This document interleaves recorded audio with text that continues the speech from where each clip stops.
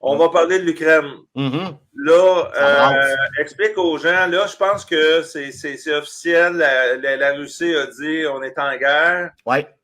on bombarde. Donc, en termes simples, là, pour monsieur, madame, tout le monde, Oui. pourquoi l'Ukraine est si intéressant? Qu'est-ce qui se passe là? OK. Qui sont les intervenants? Le plus simplifié possible. Oui. Et quels sont les enjeux? Oui, surtout parce que là, on rentre dans un mode de propagande de guerre absolument Donc, terrible, là. vous écoutez TVA, là. Ah non, non, non, vraiment pas. Là. TVA, Radio-Canada, la presse, là, on va vous raconter vraiment le contraire de ce qui se passe. Encore n'importe quoi, oui. Oui, Alors, vas-y. et c'est vraiment important. Donc, qu'est-ce qui est arrivé? C'est que quand l'Union soviétique s'est brisée, l'Ukraine est devenue indépendante.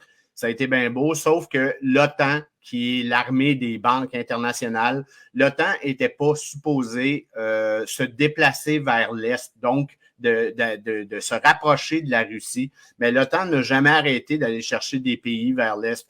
L'Ukraine, il y a eu une fausse révolution qui a été montée par la CIA complètement en 2014 à Maïdan, OK? Et c'était pas la volonté des Ukrainiens, mais on s'est servi d'une espèce de ferveur indépendantiste qu'on a montée de toutes pièces en Ukraine. Et on s'est servi de cette ferveur-là, dans le fond, pour renverser un gouvernement qui était pro-russe à l'époque, en 2014. Pourquoi? Parce que l'OTAN voulait entrer dans ses rangs comme membre l'Ukraine, OK? Ce qui est extrêmement grave pour la Russie parce que l'Ukraine, là, c'est une enclave là, qui est en Russie. Et c'est un peu comme si, en Parce que fait. les Russes, c'est que là, les Russes, c'est comme un peu comme il y a des lutteurs, on regardait la lutte, il y a les bons, les méchants. Là, dans l'histoire, on pourrait dire que les Russes, c'est les bons et l'OTAN, c'est les méchants, là, de notre point Oui, de c'est vue. vraiment ça. L'OTAN, c'est ceux qui nous ont créé notre La pandémie, dans le fond. On pandémie. peut le voir comme ça. Là. Oui. Ça fait que c'est des ennemis des peuples. C'est eux autres qui veulent qu'on ait des identités numériques. Là. C'est ça, l'OTAN. Là. C'est le mondialisme. Alors, c'est gros Et ce qu'ils jouent là. Alors, on continue. oui, ben c'est ça. C'est que là, ça fait des mois que Poutine dit, bon, il y a une chose aussi. L'Ukraine, il y a deux territoires qui sont très pro-russes, OK, qui ne parlent même pas ukrainien, qui sont à l'intérieur de l'Ukraine. Ces territoires-là sont bombardés depuis 2014, là, presque quotidiennement. OK? Il y a à peu près 14 000 morts. C'est pas des bombardements de fous, mais c'est des bombardements continus et genre gossants. Là, ils font sauter une école là, ils font sauter une affaire là, tout ça. Et c'est depuis 2014, 14 000 morts qu'ils ont fait. Et là, la Russie, ça fait longtemps qu'elle travaille pour essayer de au moins libérer les populations russes. Puis qu'il n'y ait pas un génocide qui soit fait par l'armée ukrainienne dans ces territoires-là. Donc, qu'est-ce qui est arrivé? Ça fait des mois que Poutine demande à l'OTAN des garanties comme quoi que l'Ukraine ne deviendra jamais membre de l'OTAN. OK? Parce que lui, il n'a pas envie de voir des missiles nucléaires de l'OTAN entrer aux portes de la Russie. Là. Parce que c'est exactement comme si la Russie venait mettre des missiles pointés vers Washington au Québec. OK? Mais Poutine, est-ce qu'il y a autorité sur l'Ukraine ou parce que c'est Ce qu'il a ses fait, anciens amis? C'est qui dirige l'Ukraine? C'est des mondialistes qui ont pris le pouvoir? C'est quoi? oui, c'est des mondialistes qui ont pris le pouvoir en Ukraine depuis longtemps. D'ailleurs, une des premières affaires qui est arrivée en 2014, Monsanto a commencé à cultiver les champs en Ukraine. Ça fait que tu vois le genre, là. Ça fait que tous les mondialistes sont rentrés en Ukraine en 2014. D'ailleurs, la population ukrainienne souffre depuis ce temps-là. Là. C'est extrêmement grave. Et donc, ce qui est arrivé, là, Poutine négociait avec l'OTAN et il n'a jamais réussi à avoir des garanties comme quoi l'Ukraine ne deviendra pas membre de l'OTAN. Et ça fait vraiment des mois qu'il fait ça. Puis l'OTAN, Biden, Macron et même le président Zelensky de l'Ukraine ont été très baveux, évasifs là, par rapport aux demandes de Poutine, comme s'il s'en colissait. OK? Et donc, là, Poutine, à un moment donné, il a tracé sa ligne rouge. OK? Il voulait libérer les populations du Donbass et de Donetsk et de Lugansk, dans le fond. Et ce qu'il a fait il y a 2 jours, il a signé la déclaration d'indépendance de ces deux républiques-là, dans le fond. OK? Et donc, c'est deux provinces de l'Ukraine. Eux autres qui avaient déjà demandé leur indépendance par rapport à l'Ukraine, mais il n'y a personne au monde qui l'avait reconnu encore parce qu'il ne voulait pas froisser l'Ukraine et les mondialistes. Et donc, Poutine a finalement signé l'indépendance de ces républiques-là. Qu'est-ce qui est arrivé tout de suite après? Donc, l'armée russe pouvait rentrer dans ces territoires-là maintenant qui n'appartenaient plus à l'Ukraine. Mais évidemment, de l'autre côté, l'Ukraine, ils ont dit, on nous a volé nos territoires, puis les mondialistes ont dit, ça n'a pas d'allure, il a signé l'indépendance, tout ça. Mais Poutine a en fait agi de manière à ce que ça soit clair qu'il puisse rentrer. Sauf que là, toutes les demandes qu'il fait à l'OTAN et des demandes de garantie, il y en a son casse. Il veut que l'Ukraine arrête de bombarder ces territoires-là, maintenant, en plus que l'armée russe est entrée là. Donc, ils ont commencé à démolir tous les postes frontaliers là où on bombardait. Ça a été la première affaire. Mais il a fait des avertissements dans plusieurs villes d'Ukraine aussi, là, en bombardant certains sites militaires. L'armée russe est armée de missiles qui sont chirurgicaux. Là, je veux dire, c'est l'OTAN qui bombardait, c'est une base récurrente, l'Ukraine. C'était l'Ukraine qui bombardait les territoires de Donetsk et de Lugansk. Puis puis il bombardait parce que il voulait pas se plier à l'autorité ukrainienne, là, ces deux petites provinces-là. Et donc, mais il y avait leur propre armée, donc ils étaient capables de se défendre. Donc, l'armée ukrainienne n'osait pas entrer, mais arrêtait pas de bombarder. Donc là, les Russes sont rentrés sur ce territoire-là après que Poutine ait signé leur indépendance. Et là, les troupes russes sont maintenant rentrées là et ils peuvent arrêter le bombardement. C'est la première affaire qu'ils ont commencé à faire.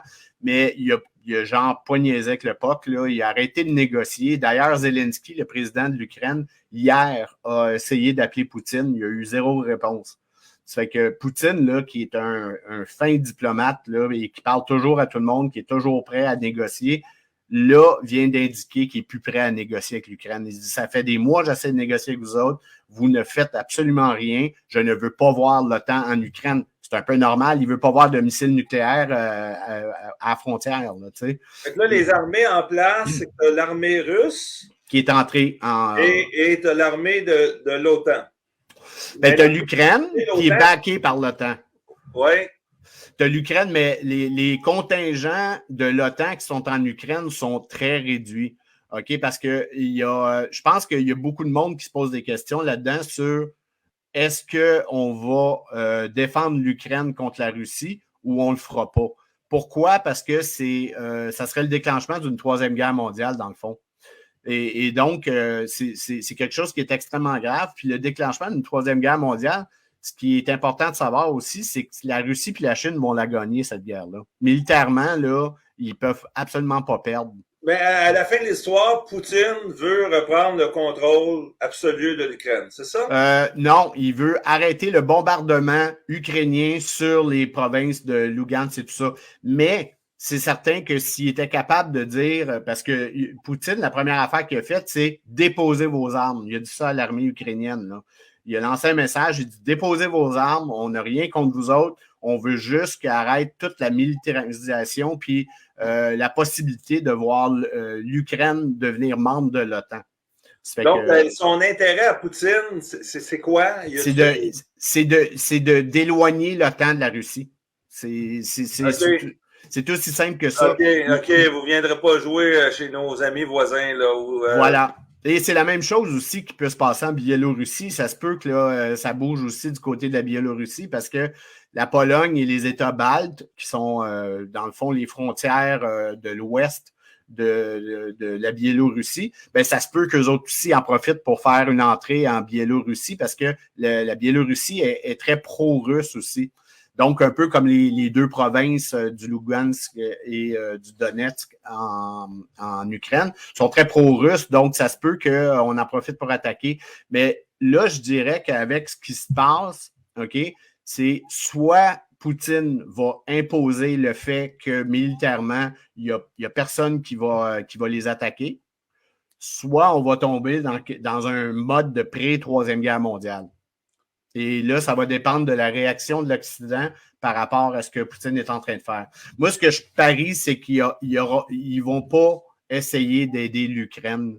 Ils vont juste plutôt laisser la Russie aller chercher l'Ukraine en se disant, bon, ben, on l'a perdu, celle-là. Puis c'est ce que je parie parce que militairement, l'OTAN ne peut rien faire contre la Russie.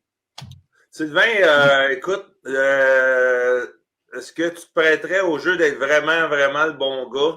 est-ce que tu donnerais des conseils aux gens qui veulent suivre ça ailleurs qu'à TVA et qu'à Radio-Canada, où les gens peuvent aller pour suivre ça, là, pour avoir... faites attention pour pas tomber malade et comme suivre Ottawa, comme suivre la pandémie. Hier, je recevais toutes sortes de vidéos de bombardements. Moi, ça m'intéresse pas de publier ça. Je comprends. Faire un show un matin puis partager là, les bombes commencent à tomber. Ça ne me tente pas de tomber là-dedans. Je veux pas tomber dans ces vibrations basses-là. Mais les gens qui veulent se tenir au courant, là, à part nous écouter le matin, je leur recommanderais, là.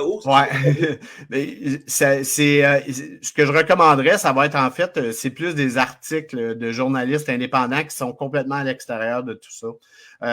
On peut chercher les articles, entre autres, de méthode Pépé Escobar, l'analyste géopolitique français, Xavier Moreau. OK. Ils ont des sites web, ces gens-là? Oui, ils ont des sites web, ils publient des articles. Oui. DuckDuckGo, tu disais? C'est ça. Et peut-être Press TV, qui est, dans le fond, qui est un réseau iranien, mais qui diffuse en anglais là, à travers le monde. Parce que, en fait, tu vas avoir, là, en ce moment, tu vas rentrer dans une propagande de guerre, mais des deux côtés, OK? Tu vas avoir tous les médias mainstream ici, tout ça, qui vont faire comme si l'Ukraine était la pauvre victime, alors que c'est eux autres qui attaquent depuis toujours, là.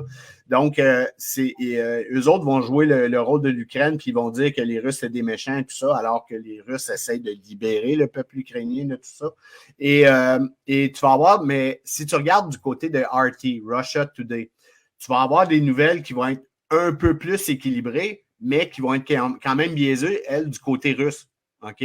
Il va y avoir... mais RT essaie quand même de garder un peu plus d'objectivité par rapport à ce qui se passe sur le terrain.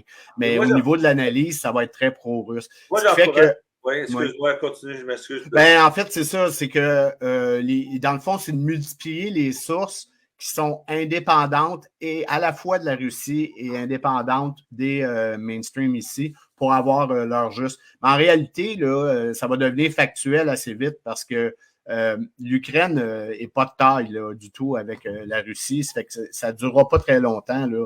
D'après moi, ils vont tout démolir, les possibilités d'artillerie, puis après ça, ils vont demander de se rendre. Mais je pense que Poutine est tanné. Il veut sortir. J'encourage les gens. Là, je ne veux pas faire de publicité avec des géants, mais tu sais, avec Google Chrome, tu vas sur un article en anglais, souvent tu as l'icône anglais-français. Tu cliques français, ça traduit. Ouais. Ça fait de plus en plus une belle job. Et même si tu tombes sur un journal russe avec Google, traducteur Google, mais tu fais un copier-coller de ton texte. Langue d'origine russe, langue de destination français, clair. Copier-coller, mets ça dans Word, regarde ça, lis ton article. Ça peut ressembler à ça, le système D, débrouillard. Oui, absolument. Puis, comme je disais, Pépé Escobar, c'est un bon journaliste international. Le seul problème, c'est que lui, pareil comme tout le monde, c'est qu'il travaille aussi pour le Asia Times. Donc, il travaille pour un journal chinois qui n'est pas mondialiste, qui est pro-Chine.